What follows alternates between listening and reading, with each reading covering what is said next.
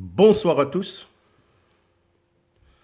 Dans la capsule de ce soir, vous allez apprendre à faire l'étude d'une fonction numérique à variable réelle et de mettre en application l'ensemble des règles mathématiques permettant de tracer la courbe représentative d'une fonction.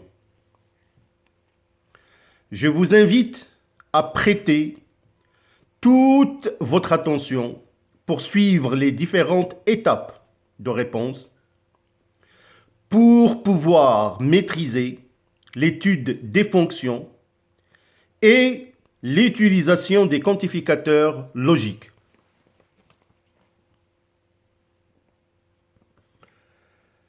La réponse de l'étude de cette fonction, vous la trouverez dans une vidéo à part.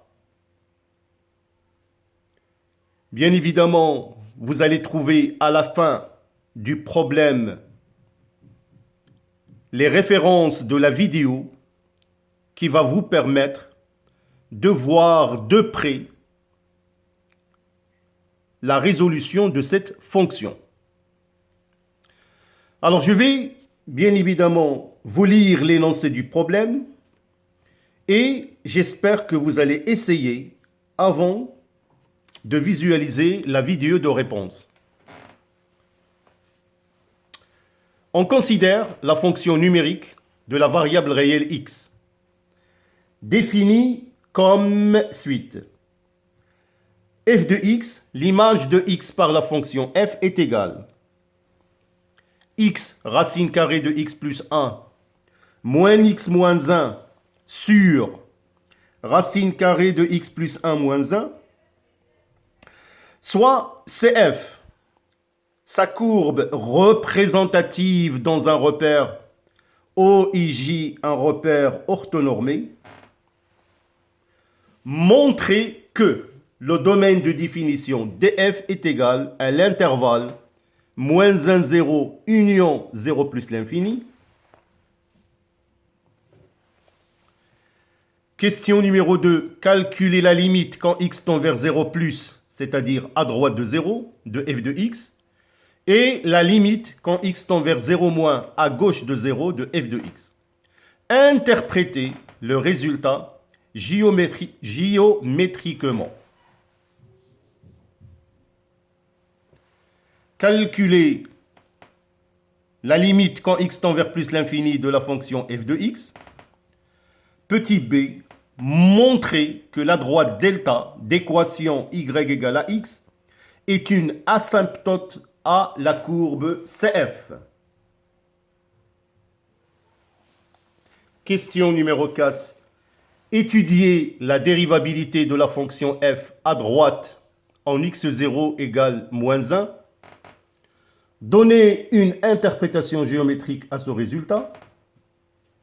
Question numéro 5.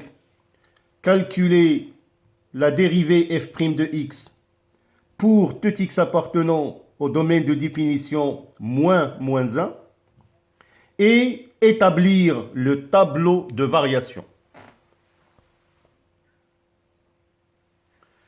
Question numéro 6.